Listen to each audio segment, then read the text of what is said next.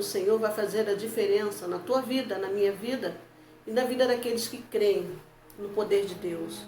Basta que me toque, Senhor.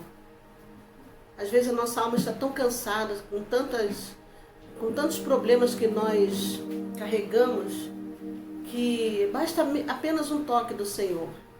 Às vezes o silêncio, quando nós nos colocamos em silêncio, esperamos um toque de Deus. Esse toque ele vem de maneira muito profunda e muda tudo, muda nosso interior. Amém? Eu gostaria de compartilhar com você nesse momento uma palavra de um homem que foi muito sábio. O homem foi o homem mais sábio da face da terra, que foi Salomão. E eu quero compartilhar com você, que está no primeiro livro do Reis, capítulo 11. Nós vamos ler alguns versículos salteados. No capítulo 11, no primeiro versículo, somente a parte A diz assim: E o rei Salomão amou muitas mulheres estranhas. No versículo 4 diz assim: Porque sucedeu que no tempo da velhice de Salomão, suas mulheres lhe perverteram o coração para seguir outros deuses, e o seu coração não era perfeito para com o Senhor seu Deus, como o coração de Davi seu pai. No versículo 9 diz assim: Pelo que o Senhor se indignou contra Salomão, porquanto desviara o coração do Senhor, Deus de Israel, o qual 2 vezes lhe aparecera. E a Bíblia vai dizer, queridos, que Salomão foi um homem que teve uma experiência assim, muito profunda, muito tremenda, uma intimidade com Deus. Davi, seu pai, desejou construir o templo, mas o Senhor falou para Davi: não, você não vai construir porque você é um rei e um guerreiro, e suas mãos estão sujas de sangue. Mas o seu filho Salomão, sim, esse edificará o meu templo. E assim aconteceu, amados. E quando Salomão, na sua caminhada, na sua jornada, ele vinha sempre ele tinha uma intimidade profunda com Deus. E aqui no capítulo 3, vamos compartilhar aqui, como diz aqui no capítulo 3. Aleluia. No versículo 5, diz assim: E em Gibeão apareceu o Senhor a Salomão de noite em sonho e disse-lhe Deus: pede o que quiseres que te dê. Deus aqui apareceu a Salomão e deu a Salomão a oportunidade de pedir o que ele quisesse. E Salomão fez o quê? Salomão não pediu riqueza, Salomão não pediu coisas materiais. Ele pediu algo que ele estava precisando muito, que ele precisava como rei. Ele precisava adquirir o que ele pediu. Ele pediu sabedoria para conduzir aquele povo. E Deus deu a sabedoria a Salomão e ainda mais, deu riquezas como nenhum homem na face da terra teve. E Salomão ali, ele teve o privilégio de receber de Deus, além do que ele pediu, do que ele esperava, mas ele necessitava. Então Deus lhe concedeu sabedoria e concedeu-lhe também riquezas. E aqui no versículo 9, no capítulo 9, e no versículo 2, diz assim: O Senhor tornou a aparecer a Salomão como lhe tinha aparecido em Gibeão. Então, amados, aqui está mostrando que Salomão, ele era uma pessoa muito íntima de Deus. Mas o Senhor deu uma ordem para ele. Deus falou para que ele se resguardasse, para que ele não se envolvesse com mulheres estranhas. Aqui no capítulo 11, como nós lemos, e no versículo 2, diz assim, estou lendo o 1 Reis, capítulo 11, no versículo 2, diz assim: Das nações de que o Senhor tinha dito aos filhos de Israel, não entrareis a ela, e elas não entrarão a vós. De outra maneira, perverterão o vosso coração para seguirdes os seus deuses. E a estas se uniu Salomão. Aí, tudo aquilo que ele recebeu, tudo que Deus concedeu a Salomão, ele se perdeu. Porque para fazer alianças com outras nações, ele se envolvia com mulheres pagãs, mulheres estranhas. E isso desagradou muito a Deus. E no versículo 3, aqui do capítulo 11 mesmo, diz assim: E tinha 700 mulheres, princesas, e 300 concubinas, e suas mulheres lhe perverteram o coração. Salomão se deixou se envolver com essas mulheres, e ali ele saiu da presença de Deus, ele fugiu do foco. E quando ele se envolve, ele começa a se envolver também com os ídolos dessas mulheres. E Deus havia alertado a Salomão para que não fizesse dessa forma, para que ele não se unisse a outras mulheres pagãs, porque o seu coração certamente seria pervertido. E foi exatamente o que aconteceu. Isso mostra para nós, amados, que por mais que nós tenhamos intimidade com Deus, nós estamos também vulneráveis a fazer aquilo que a nossa carne quer, deseja. Salomão experimentou do melhor de Deus. Deus deu a ele a sabedoria que ele pediu, deu riqueza que ele não pediu, ele construiu o templo, Deus apareceu a ele, Deus se revelou a ele, mas ainda assim ele se deixou levar. A vaidade é um perigo, amado. Nós precisamos ter muito cuidado, porque ele se sentiu como homem, como ser humano comum, ele sentiu aquela soberba, aquela vaidade que tomou conta do seu coração, e ele se deixou levar pelo encantamento, pelas suas riquezas, porque ele era um homem muito cobiçado, passou a ser um homem muito cobiçado, um rei muito cobiçado, e ali ele começa a se envolver com as mulheres que o traria a derrota. E Deus havia prevenido para que ele não se envolvesse, para que ele tomasse cuidado, para que ele guardasse seu coração. Então, na sua velhice, Salomão tira totalmente Deus do seu caminho, da sua vida, e passa a viver segundo a direção do seu próprio coração. E isso indignou muito a Deus, porque Deus o preveniu, Deus falou, não faça tal coisa. E assim ele concedeu com que todos os problemas que vieram após isso também prejudicasse a Israel, porque ele era um rei famoso, um rei bem sucedido, um rei respeitado, e passou dessa forma a ser um homem totalmente fora dos propósitos de Deus. E consequentemente ele sofreu também as consequências disso tudo. E acontece, amados, que muitas vezes nós nos gabamos de tantas coisas que nós temos, nos gabamos de coisas que nós somos, mas nós esquecemos que nós ainda estamos aqui nesta natureza humana, estamos vulneráveis a quedas, estamos vulneráveis a passarmos por situações que nós não desejaríamos, porém a nossa vaidade muitas vezes nos leva a caminhos de destruição. Então não basta sermos um teólogo, um mestre na palavra, não basta nós conhecermos a Bíblia de Gênesis a Apocalipse, é necessário nós mantermos a nossa confiança no Senhor, a nossa dependência, principalmente a nossa dependência no Senhor, porque a nossa sabedoria pode também nos trazer a ruína, assim como aconteceu com Salomão. Então ele se julgou um homem prepotente. Por quê? Ele se fez um homem prepotente porque ele confiou nas suas riquezas, na sua sabedoria, que não era dele, porque Deus ofereceu a ele a oportunidade dele pedir o que ele quisesse, ele pediu sabedoria.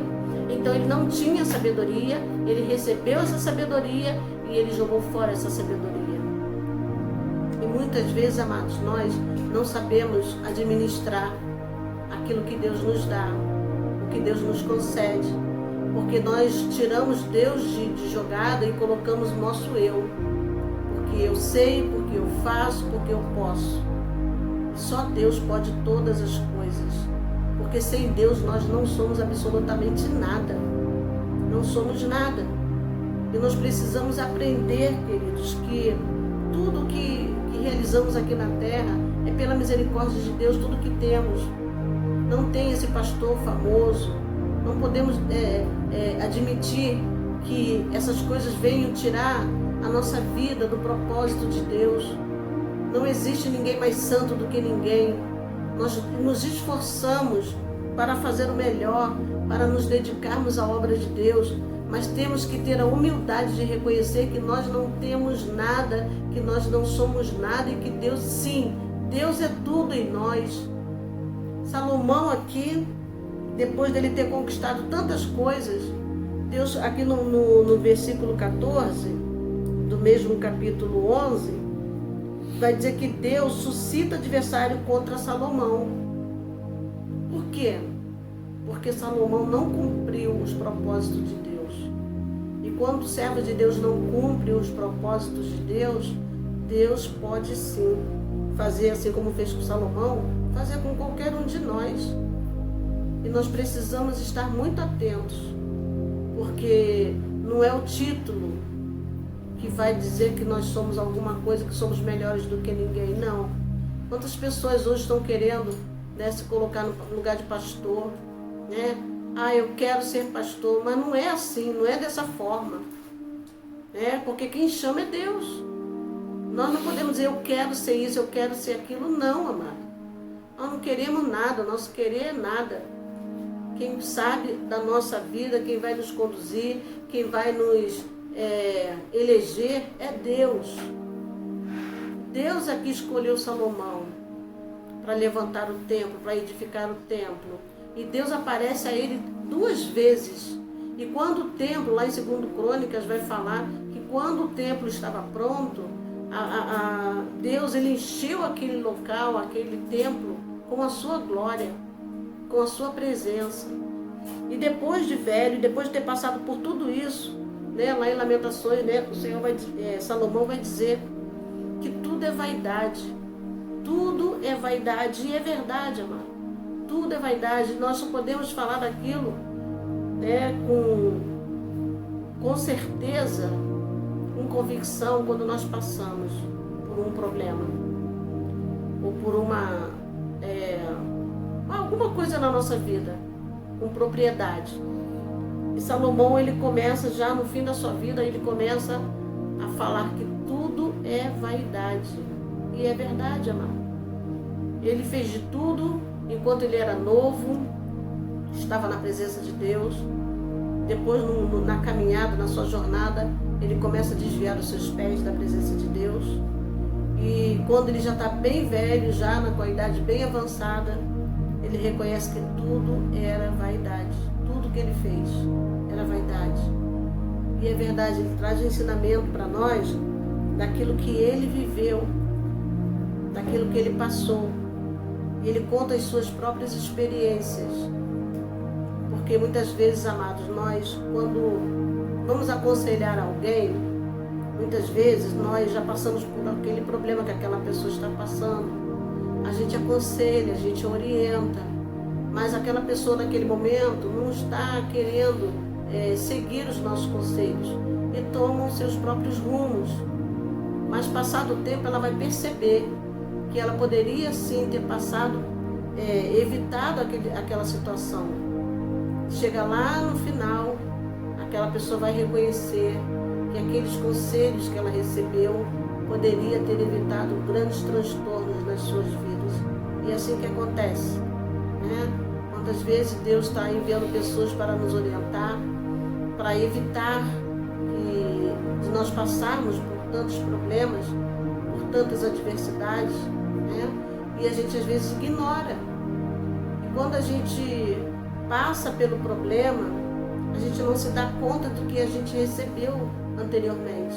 Mas quando chega lá no final, a gente percebe, meu Deus, por que eu fiz assim? Por que eu não ouvi a voz de Deus? Porque Deus sempre vai falar, Deus sempre vai orientar. Mas é necessário nós estarmos atentos e queremos sim fazer o que Deus está nos orientando. E muitas vezes, amado, essa orientação de Deus, ela está vindo para sempre, muitas vezes não, deixa eu me consertar aqui. o Senhor sempre vai dizer, sempre vai falar, nos orientar para nós não cairmos. Porque Deus não tem prazer no seu filho quando se machuca, quando cai e se machuca. Deus não tem prazer nisso, por isso Ele está sempre falando, Ele está sempre nos mostrando. Deus aqui havia falado com Salomão: não se envolva com mulheres pagãs, não se envolva. E ele não deu ouvidos à orientação de Deus, se envolveu com mulheres, muitas mulheres, né? E ali ele se corrompeu. E o que adiantou? Ele sofreu. Deus não quer que você sofra. Deus não quer que você viva fazendo aquilo que o teu coração quer. Observe a palavra de Deus, observe os mandamentos do Senhor. Veja o que Deus quer para você nesse momento. Porque a nossa vida ela passa por muitas etapas. Tem coisas que hoje a gente está fazendo e que nós não vamos repetir no futuro. Tem coisas que nós fizemos no passado que nós aprendemos e nós não queremos fazer agora. Então preste atenção naquilo que Deus está falando. Você pode evitar muitos transtornos na tua vida se você ouvir os mandamentos do Senhor, obedecer os mandamentos do Senhor, ouvir a voz do Senhor e seguir com fé, aquilo que Deus tem te orientado, tem te ensinado. Então, para que você não venha a sofrer,